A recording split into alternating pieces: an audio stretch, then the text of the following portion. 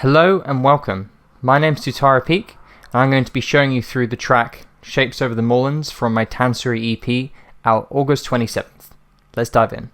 Okay, so now we're in the project. I'll just explain briefly about the concept behind this tune and the starting point. Generally speaking, whenever I kind of start, any new music, I always like to try change one element. So at this point, I sort of tried to start with somewhat of a sonic concept and then just kind of go wherever the song took me. So this song is dedicated to a friend of mine who's a big inspiration, and we were discussing one day how it would sound if you made a really big, larger sound out of lots of small, tiny sounds, essentially, open to interpretation. So I kind of did a bit of drafting, kind of, thought about what I thought some interesting small little sounds could be. And that was pretty much the starting point for this song, and then it just turned into this big, sci-fi climax thingy, pretty much. But the way it sort of started out was I essentially started looping over this mallets loop, and this is in Cycles by Slate and Ash. Really, really good contact library. I usually use this for the user sources. You can kind of loop your own stuff and granulate your own stuff, but kind of starting out, I just wanted somewhat of an organic sound to begin with, and it's also looped, so it's very quiet, but this is what the sound sounds like.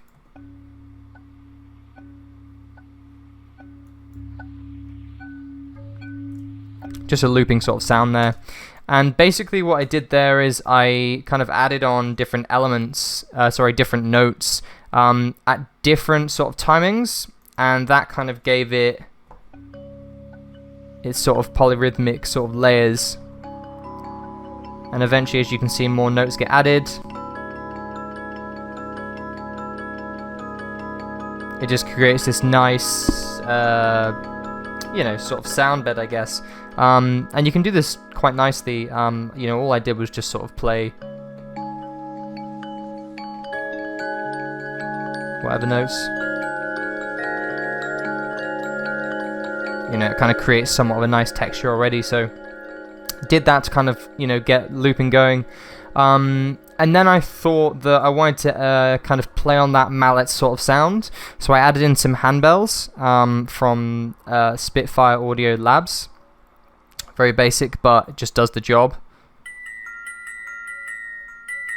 So this is with the mallets. The two sounds just work very well, So then to kind of add a main third layer, I thought piano was kind of the best way to go, but I had a little bit of a better idea kind of halfway through working with some piano melodies and stuff like that. I actually used Una Corda, which is another contact library by Native Instruments, which is a piano with one string for each note, essentially. But the great thing about this library is you can actually control the volume of everything, the volume of the main hammers, of the harmonics of the strings, the fabric, the mechanical noise, the ambience as well, and the pianist, which is fantastic. So basically what I did is I used the same concept and created lots of different layers of polyrhythmic notes. But I actually, instead of using the main piano sounds, I mostly utilized it for the noise and mechanical noise that it adds. So this is what the piano layer sounds like. So I'm just going to add in the actual piano in. So without it, and we just include the harmonics, the fabric, the mechanical. It all just adds a much nicer high end to the sound. So then if we layer that up with the other sounds.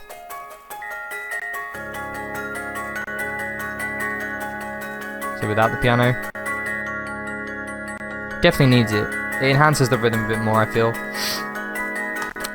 So basically what I did is I kind of got this really nice looping section, and basically just like jammed over it with a bunch of different sounds. I kind of figured that at this point you can get lost in just looping sounds over and over again.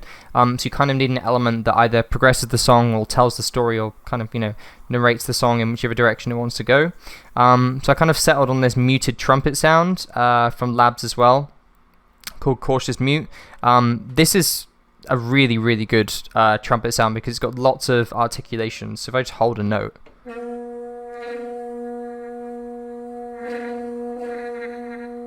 just one note, no modulation or automation or anything. So naturally, if you play chords with that, you just get a much, richer texture, essentially. So basically, I use this sound to kind of be the torchbearer at this point in time in the song. And because this is quite a dark sound,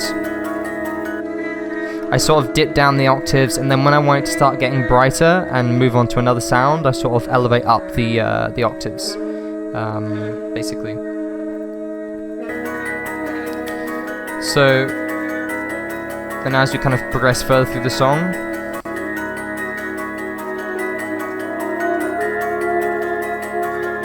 we suddenly hear somewhat of a resolve. The main root note changes to a major chord, and all the other small little melodies in each one of these looping elements, some of the notes are changed to create a major chord as well, as you can see. This is very important, just to keep it all harmonically rich. So to kind of enhance that major feel, I just used a sine pad, which is just based on a preset I made a while ago, a rack I made a while ago, sorry. It's just got a little bit of OTT on just to take out some of the high end, which doesn't really have any, but yeah. It's just a nice warm sound that works with everything. So this is without. Let's do it from here. Without. So it's like the main chord layer. It's just a nice soft low mid sort of thingy. So then we've also got some little kind of guitar motifs. I was playing a lot with the Electro-Harmonix Grand Canyon, which is a delay pedal. And basically I was just creating lots of different sort of delay, leads and stuff like that. So this is just completely dry. And another one.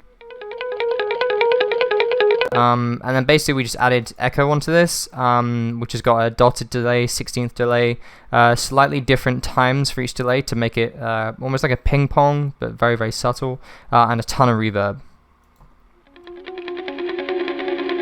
And it just creates a nice swell. I use these a lot to kind of like as accents to go into, next phrases of stuff. So then we've got, after we got the muted trumpet kind of passing the torch, it goes to this.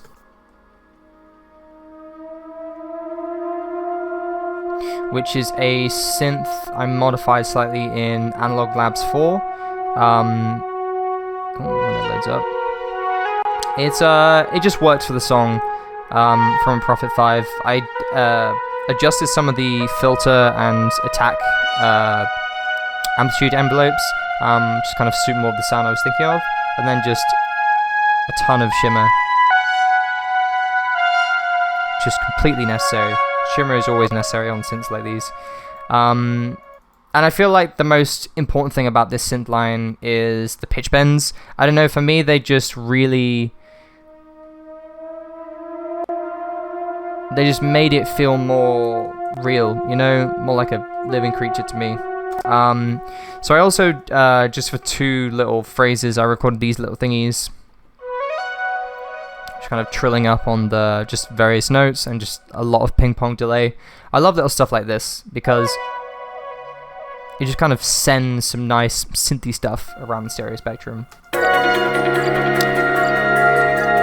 So then essentially we have some melodic ones. I don't really know how else to call them. This is basically a bunch of different things that I made in the MIDI log, which is a synth I use quite a bit in this tune and some of the tracks on my Tansuri EP. So here's a few of the sounds. really sort of soft, hollow, synthy stuff. We've got some stuff up here, the high region, and we've also got this low mid thingy, which is quite nice to layer underneath basses and stuff. And then this, which I thought kind of felt like a sitar, but it's more of like a transitional element to go into the next kind of climax section. Yeah, pretty much. And then other little kind of one-shots. We've got some freeze and flattened arcade vocals with even more reverb. I find that if I put a really long reverb and stuff and it's meant to sound quite ambient, I just put another reverb on after I freeze and flatten. I don't know why. As long as it's not got too much modulation, pitch modulation, it can sound pretty good. But obviously there is a limit. So yeah, and then we've got somewhat of a bass. It's pretty much just to add somewhat of like a low mid to low end texture in this section.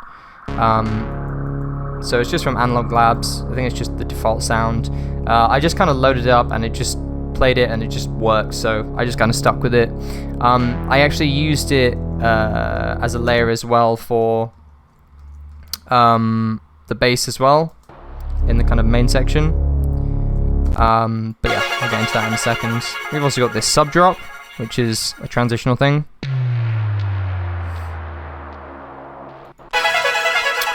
So yes, so I guess the most important part at this point in time is probably the arpeggio, which sounds like this. Let's get it on a bit. Kind of slowly fading in. The slow fade in is actually Portal. See, now it's much drier. On the ambient lake setting, and then just finding a space in the XY that just kind of worked. That gives it the really sort of smeared feel, but yeah. This is the main arpeggio sort of sound. And most of the legwork of this sound is actually coming from Abstract Crystals, which is a shimmer delay. You can hear it's just a much more textured when you add in the Abstract Crystals. Yeah, and then we've also got some RC20, giving it some double track with the space. But the synthesis of this is very, very basic, as you can hear. It's just a saw wave with some filter envelope on the frequency cutoff. Nothing too crazy. That kind of, it's mostly the arpeggio that's doing all the legwork here for the rhythm of it. It's just 32 rate of the arpeggio. Kind of like Diana Ross sort of thing, I guess. So yeah, then we put it through a delay and a bunch of reverb on that as well, and just a little bit of EQing to kind of, you know, brighten up around these frequencies. I find these frequencies around 2 to 2.5K. That's like a special area for lead sounds. Then we sort of use a bit of multiband compression just to tighten up the sound a bit more, and not get it too hectic. That's pretty much the sound. Has a lot of impact though, but I'm basically switching between the same two chords and using these top notes as like a top line to a certain degree. So actually, when we get to this section, in the first session I worked on this tune, the actual vibe of it pretty much came from two main elements, both from the mini log. So this is the first element. This big, swelly, sort of synthy pad sound. And those chords were just like whatever I felt like at the time, and I didn't really want to put in too many chords in there. It just felt like it worked. And one thing I do enjoy doing on this is messing with the pitch bend and filter cutoff for like really long, bendy sort of synths. That's what we used here.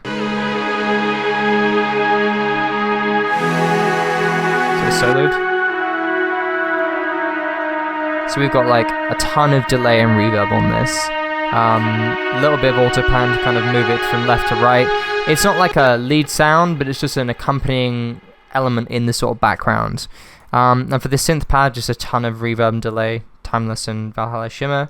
Yeah, and then a little bit of Vitamin Stereo just to up some of the mid-range. Yeah, basically. So then we essentially go into, we've also got this trumpet layer just over this section. Probably can't really hear it, but I don't know, I kept it in there for that point in time. So we've also got this stutter synth, which is just freeze and flattened, just saw waves with an arpeggio on them, and just really, really fast kind of LFO on them on the frequency cutoff. And we've got a little bit of delay from a return channel going on. Next up, we have these big horns, which is actually from Substance in output. I much prefer using Substance in a non-traditional way. I think it was marketed more as like for sub basses and basses and stuff. But I found so much more use out of it with horns and just long drony sounds, and also with arpeggios. It's quite fun. So yeah, this is just kind of like a modified sound, a bit more distortion on it, kind of give it that really brassy texture. But the thing that's really good about Substance is you can essentially like change the main three sounds. I quite like the bass guitar sounds quite a bit for arpeggios and stuff, but yeah, have a play around with it. But this kind of just adds a really good grand sort of layer to everything. And then I add like a fifth up 2 octaves. I think it's a fifth. Just to give it that really big, you know, cinematic feel, I guess. So then bass-wise, we've got this layer, which is pretty much just a filter bass. This was the original bass that was in there, but I quite like the filter movements that it had. So I just kind of kept that in just pretty much for the high, mid, and high end. Then we have this sub bass here, which is made in Serum. Very, very basic. Basically, analog BD sine as just sine waves pretty much.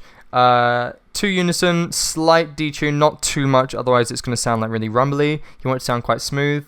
And then on the global, just bring the width pretty much all the way down. And then saturate it, really helps bring out the kind of low mid of the bass, and then just take a ton of the high end out. You just got a really smooth bass going on. And also going on here, we've got various things. We've got this, which is a kick with a ton of Valhalla vintage verb, and then I just bounce it to audio so I can do this reverse up to it as well. And then we got this,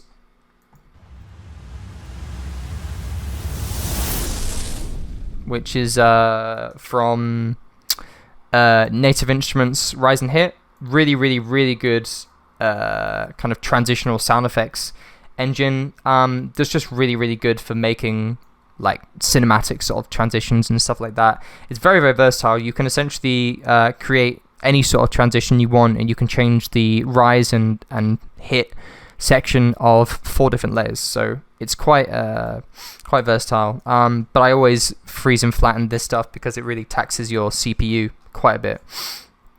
So then moving on to somewhat of the percussion. This was actually quite a fun song for me because I usually base a lot of the stuff I do on drums, but the drums are used very minimally in this tune. So yeah, I actually got to explore a lot of different things. So we got this perk roll, and then we've also got these taikos, which I made in Native Instruments Action Strikes, which is really, really good. But basically, a lot of the big space of this is coming from Valhalla Valhalla Room. So then, yeah, at various points throughout this section, like there's some other little arcade vocals coming in. Just helps transition things, you know? So then we go into this next section, which is kind of much more rhythm based, essentially. So we have the looping intro sounds from the beginning, kind of coming in to enhance that rhythm and just harmonics in general. We've got this stuff synth back in. And at various points, the substance horns come back in. We've also got some kind of questionable electric guitars with like a ton of auto pan on them. They were kind of an element that I just put in a second thought. It just kind of works, so I just sort of left it. One other element I actually forgot to mention earlier is I've got these granular strings, which is basically I get a string loop. I'll take out all the processing. Get a string loop, find a decent sort of loop of it using granulator. Take out a lot of low ends. There's a lot of rumble. Abstract crystals, which brings out a lot of the high ends. And then ton of delay and reverb to get it really, really spacey, and then auto pan to make it really, really tight. And another auto pan, kind of panning from left to right, basically. And then what else do we have here? So we've got this lead here, which is the bendy sort of synth, and it's just carrying over, passing the torch, so to say, into this next section. And we've still got the main arp going on.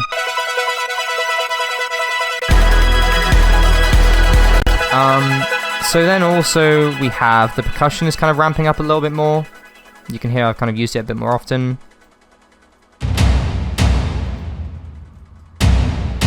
Just there. And I guess the main part that differentiates this section is this bass tab, which is essentially just a really low saw wave with filter envelope kind of quite intense, giving it that sort of punchy feel, and mixing this in with a kick drum, then bouncing this as one overall sound, so I can just do the pitching myself in here. And actually the thing that gives it a lot of the space is actually the return channel. So this is it soloed without the return channel, and then with the return channel. And the return channel is just a Ableton reverb, kind of giving it like a room sort of sound.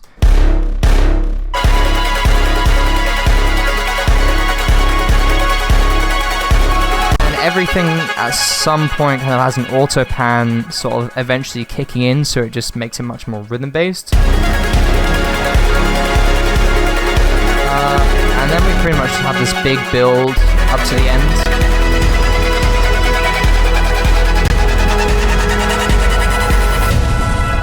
We got the guitar delays coming back in. And this main arpeggio is just running the heck out of Portal. Really good, just smearing things. And we got this original sound back at the beginning.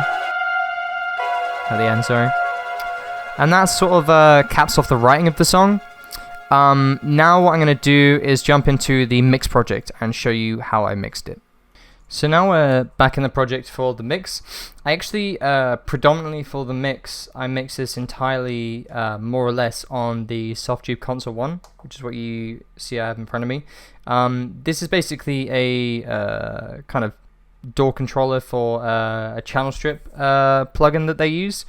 And basically what you can kind of do with this is it's got everything from, see on the screen here, you've got the left and right input, low and high cut, and then you've got a shaper, which can also be used as almost like a transient designer.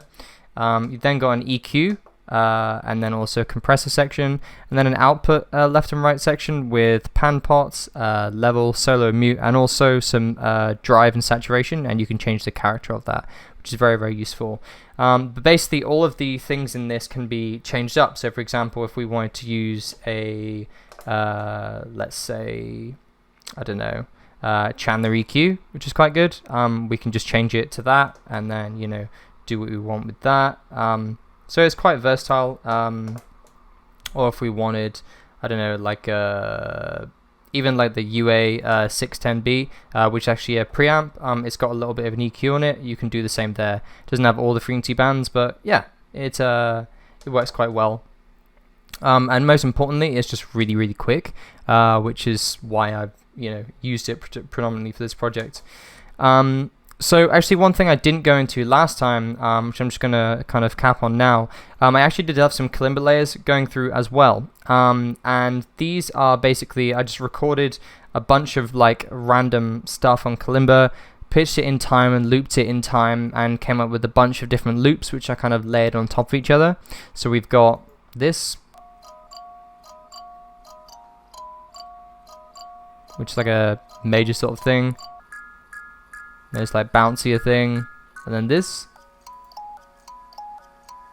and this, which is like a bass note, and then this layer. So when we add them all up,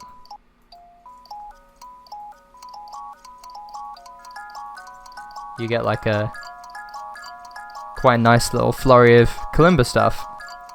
Now, when it comes to the mixing of this kind of my style of mixing, I guess, I don't do all the mixing at once, and then once the track is finished, I'm like, yeah, everything's done, writing's done, mixing's done.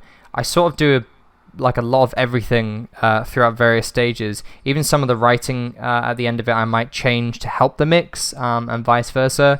But I do a lot of the mix kind of when I'm writing, but still a good amount of it after I finish the writing of it. So actually the mix on this Kalimba group, I've actually got EOS, which is a reverb, like a plate reverb. Then we've got Portal, which is kind of smearing it using dry wet. Then a little bit of an EQ, just take out all the low end and a small frequency there. And then Slate Digital Fresh Air, quite an intense amount. This is very, very touchy, but sometimes you can get really good results from really maxing it out. This is basically just brings in high mid and high end harmonics. Really, really nice and really clean. Pro MB, basically just to control some of the high end frequencies, especially with Kalimbas. And then in the console 1, basically got another EQ just to take out all the lows again, some little bit of high, and then just a compressor to kind of just round things off. And bear in mind, for pretty much every sound here, I used a tiny bit of drive, so a tiny bit of saturation, and adjust the character to taste. And like small amounts of saturation on every track just sounds great, because it kind of emulates what you'd be doing on a console when you run it through the signal flow and signal path on a console. There'd be a tiny bit of saturation from each different channel you'd be utilizing. So first up, we got the percussions. This is the percussion group. I've just got a little bit of compression, pretty much just taming some of the transients. Then we go to the Cine Drums, so like the overall big taikos. I'm using the Vice Gambit channel strip here. It's just a really, really clean sounding channel strip. So using the EQ here, you can just get really, really precise with it. You can go really, really thin, which is pretty cool. So yeah, just a little bit of a notch there and just some high shelving going on.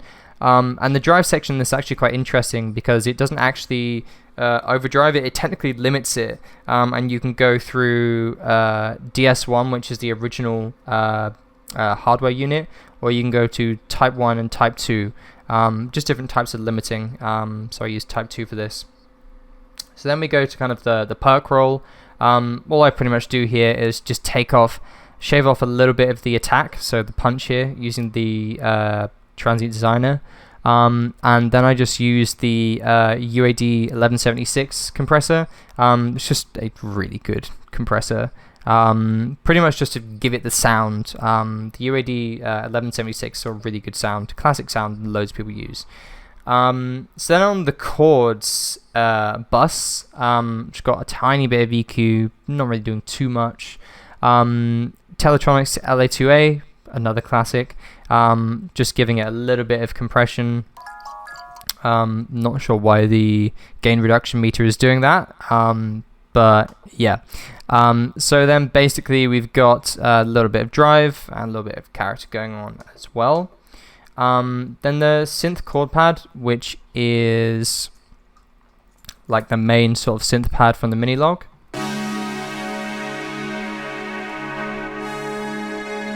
The thing is about this channel strip I use here, the channel limited channel strip, it's just incredible on melodic stuff and ambient stuff. It's just, yeah, so good. So I use the EQ to kind of, you know, give it a bit more body. And then the compressor, just sort of tame it quite a bit. And then quite a bit of drive. And I sort of take the character down to take out some of this sort of, you know, high end, essentially. So then we go to the sine pad. This is just pretty basic. Quite a bit of drive, but yeah, on the sine waves, what really does that do much to? So then we kind of cut out a lot of the lows and just give it a bit of a mid boost here. Then as we head over to the big horns, which are these. Also, whenever I mix, I always freeze and flatten because it's just necessary. So we have in here, oops. So we've got dynamic shape from the Weiss Gamut series, which actually is an expander, so it's making the quiet signals louder. So then we've also got a bit of an EQ with the channel limited EQ, which is really, really good, and then a little bit of drive while limiting. Then we head over to the leads bus. I go over to here.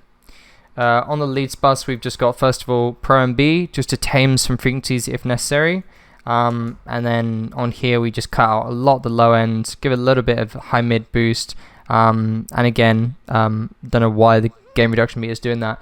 But yeah, we just got some compression as well, quite light, just to sort of tame it. And we've also got it parallel. Very important. So then as we kind of move down to the synth leads, which is this kind of high-pitched drony sort of sound. This is pretty much just a bit of EQ, and mostly just drive and upping the character. The drive on the channel limited strip is just so good. So then we go to like the main arpeggio. Very, very minimal high shelving EQ going on there. And pretty much just a 11-76 on this just gives it the great sound.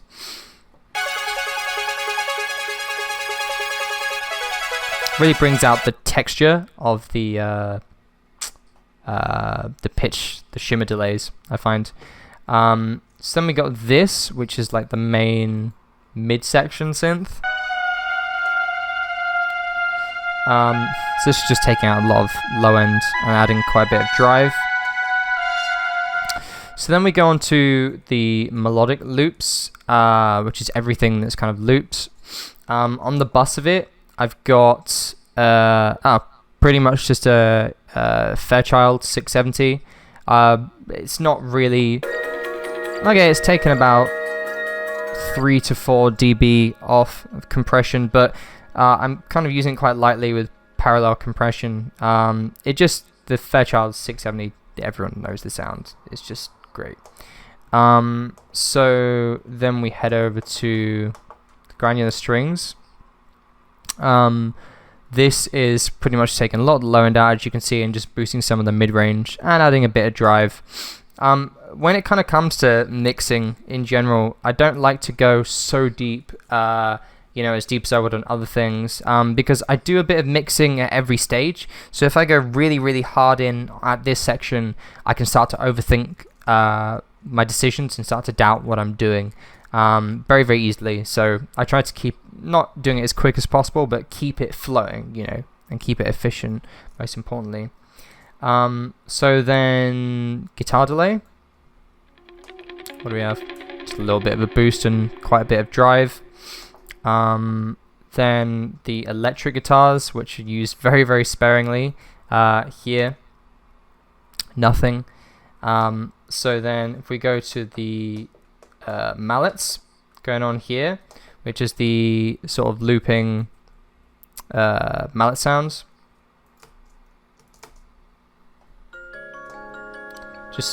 pretty, tilted to EQ, tilting off the lows, upping the highs. And then the Drama S73, which is really, really good. It's actually based on, I can't remember the name of it, but it's the Drama, I think in 1973. It's a multiband compressor, but it's just fantastic. But basically, Softube made a S73, which is a much smaller version, and it's got a bunch of different styles, which range from clearing up sounds, brightening up sounds. So I used the Clarity 2 setting and then just upping the amounts quite a bit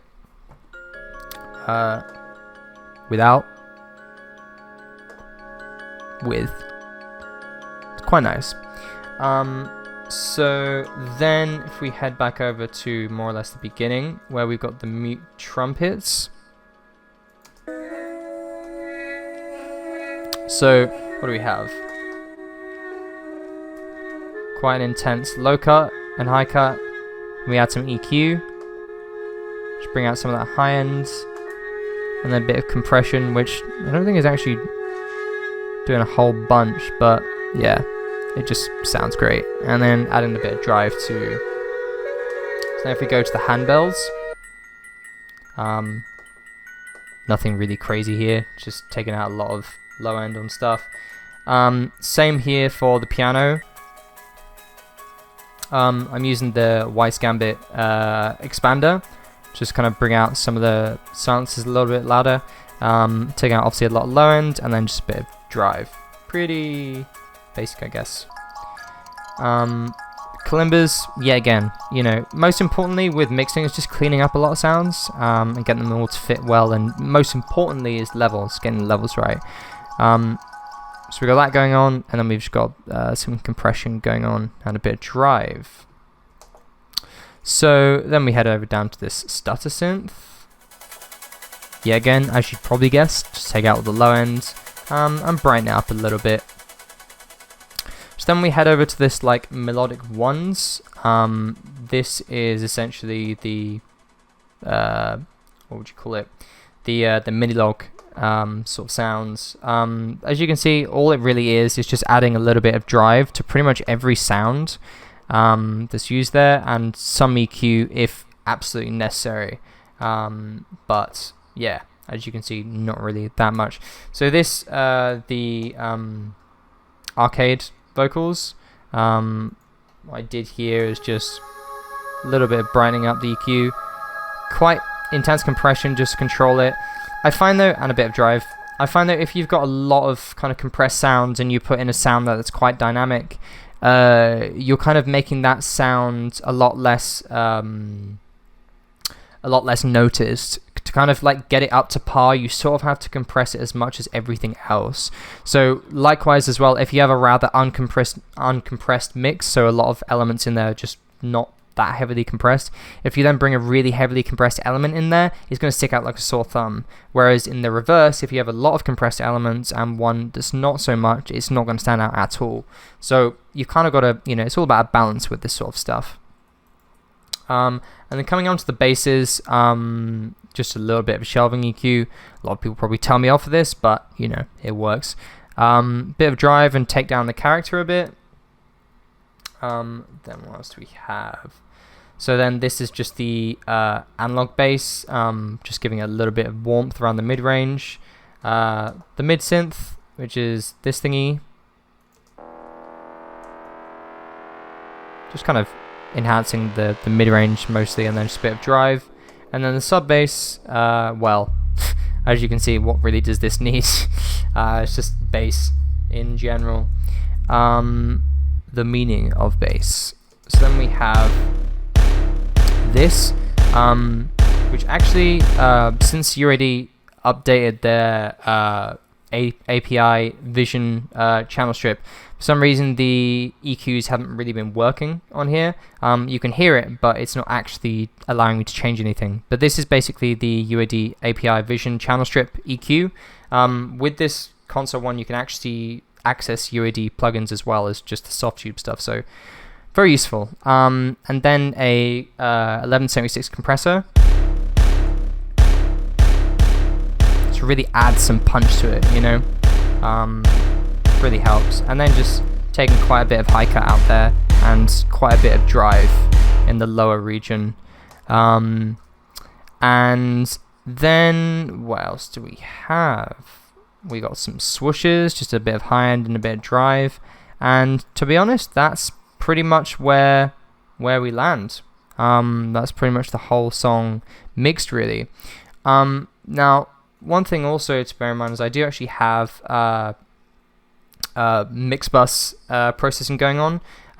So I've got a bit of EQ on the master, so taking off quite a bit of the low and then boosting a tiny bit, taking a little bit out this range and then boosting quite a bit up here.